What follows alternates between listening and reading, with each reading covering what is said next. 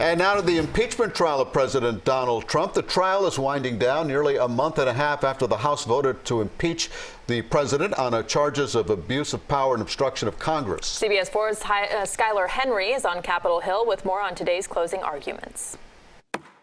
The Senate will come to order. White House defense lawyers blasted the charges against President Trump as partisan as they made their closing arguments for acquittal. This entire campaign of impeachment that started from the very first day that the president was inaugurated was a partisan one. The only appropriate result here is to acquit the president and to leave it to the voters. House managers made a final plea for senators to remove the president from office. The eyes of history are watching. The Senate can still do the right thing. We must say enough.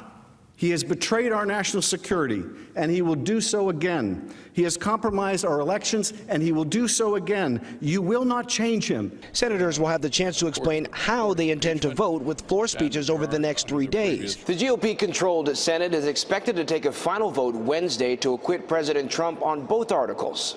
In a Fox News interview that aired before the Super Bowl Sunday, President Trump cast doubt on being able to work with congressional Democrats in the future. Well, I'd like to, but it's pretty hard when you think about it. I'm not sure that they can do it, to be honest. Some Senate Democrats say they want the president to move past the moment to get back to work on the issues. I think it would be a tragic mistake for him to conclude he cannot work with us. I think we should encourage our president to rise to this challenge. President Trump called the proceedings a, quote, totally partisan impeachment hoax on Twitter Monday.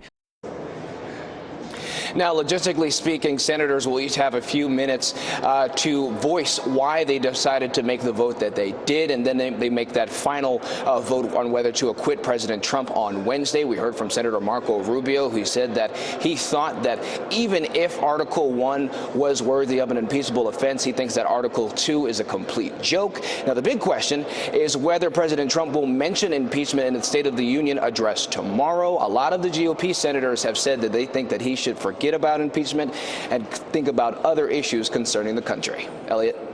They want him to move on. Skyler Henry, thank you very much for that live update from Washington. And more now on the Trump presidency.